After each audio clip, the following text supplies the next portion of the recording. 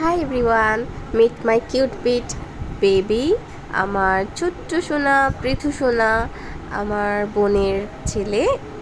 ওর আজকে ছিল অন্নপ্রাশন। তো ছেলেদের বেসিক্যালি 6 মাসে অন্নপ্রাশন দেওয়া হয়। তো বাবাটার অন্নপ্রাশনটা এবার আমাদের এখানে মামা বাড়ি থেকে এভাবে করে দিয়েছি আমরা।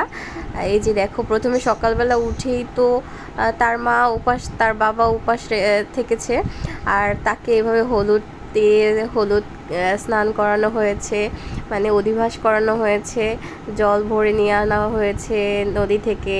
তারপর ফুলের মালা দিয়ে, এই যে দেখো গামছা পরে আর সেন্টু গেঞ্জি পরে এত কিউট লাগছিল বাবাকে। তোমরা কি নজর দিও না, তোমরা অনেক অনেক আশীর্বাদ করো আর অনেক অনেক ভালোবাসা দিও, প্রার্থনা করো ও যেন অনেক ভালো থাকে, সুস্থ থাকে। আর এই যে দেখো তার দিদুন তাকে আশীর্বাদ করছে, তারপরে এখানে হলুদ দিচ্ছে, ধান দুব্য দিচ্ছে, আর ও খুব এনজয় করছে। সবে সে বসতে শিখেছে, কিন্তু একটু ইনসিকিউর জন্য সে দুই পাশে ধরে বসেছে। আর এখানে মানে আগুন দেখেও কিন্তু একদম ভয় পাচ্ছে না। দেখো আর আরতি করছে, তার দিদুন আশীর্বাদ করছে, সেটা দেখছে। এত মানে তার কিউরিসিটি এত ভালো লাগছে তার, মানে তার নতুনত্ব খুব পছন্দ। সে খুব বসে বসে অবজার্ভ করে, সে একদম তার মাসিমণির মতো অবজারভেশন করে, খুব বেশি বেশি করে অবজারভেশন করে, আর কিউট কিউট হাসি দেয় বসে বসে, একদম জ্বালাতন কম করে। এই যে দেখো তার বড় মা, তারপর সবাই মিলে আশীর্বাদ করছে, তার বড়দিদিটাও আশীর্বাদ করছে তাকে, বড়দিদিটাও আদর করে দিচ্ছে, বড়দিদিটাও হলুদ দিয়ে দিয়েছে, তার মা এখানে আশীর্বাদ করছে। আর সবাইকে দেখছিল, সে ঘুরে ঘুরে ঘুরে ঘুরে দেখছিল। তার মামা বাড়ি থেকে এই যে ছোট্ট করে তার অন্নপ্রাশন করা হয়েছে। তার দাদু ভাইও তাকে একটু হলুদ লাগিয়ে দিয়েছে, তার পাপা তাকে হলুদ লাগিয়ে দিল। তারপরে তাকে নিয়ে যাওয়া হবে স্নান টান করে সাজিয়ে, তারপরে নিয়ে যাওয়া হবে হচ্ছে মন্দিরে। মন্দির প্রথম সে মামার হাতে আর ব্রাহ্মণের হাতে সে প্রথম ভাত মানে অন্ন খাবে আর কি, যেটা গোবিন্দকে ভোগ দেওয়া হয়েছে, সেই প্রসাদটাই সে প্রথম পাবে। তো এটাই হচ্ছে গিয়ে মেইন আমাদের। তারপরে হচ্ছে তার রাইস সেরিমনি আমরা এরপরে নেক্সট আবার করব মাছ ভাত দিয়ে, সেটারও ছোট্ট ব্লগ তোমাদের সাথে আমি শেয়ার করব। মামা বাড়ি থেকে কিভাবে আমরা তাকে মাছ ভাত দিয়ে অন্নপ্রাশন দিয়েছি, রাইস সেরিমনি করেছি, সেটা তোমাদের সাথে শেয়ার করব। আপাতত এটা হচ্ছে গিয়ে তার প্রথম মন্দিরে সে গোবিন্দর ভোগ দিয়েই তাকে শুরু করানো হবে। এরপর থেকে তাকে আমরা ভাত খাওয়াবো। এখনও কিন্তু সে ভাত খেতে পারে না, ভাত খাওয়াইনি আজও আমরা। সে কিন্তু এতদিন কিচ্ছু খায়নি, বাহিরের কোনো দুধ বা জল কোনো কিছুই খায়নি। তো এরপর থেকে শুরু হবে তার খাওয়া দাওয়ার পালা আর তার মায়ের যন্ত্রণার পালা। আর যাই হোক, এই যে দেখছো এখানে তার জন্য কী কী আয়োজন করা ছিল সেগুলো ছোট্ট করে একটা ব্লগ শর্ট নিয়ে নিয়েছি। আর তাকে কত কিউট লাগছিল দেখতেই তো পাচ্ছ।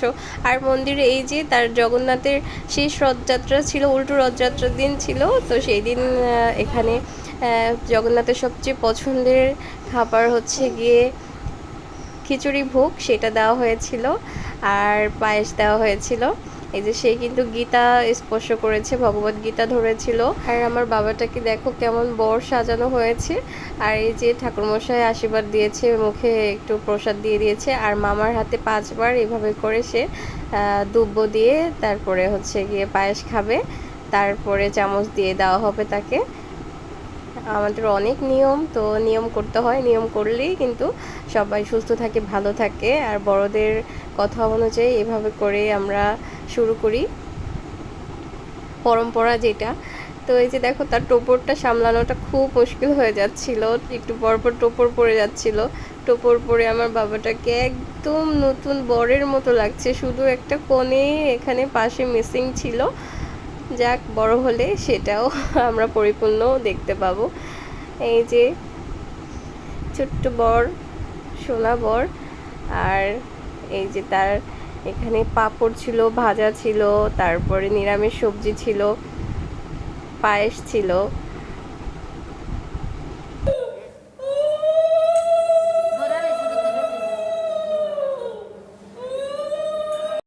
তো বাবাটা টুকটুক করে সবার হাতে একটু একটু করে স্পুন দিয়ে তারপরে প্রসাদটা খেলো।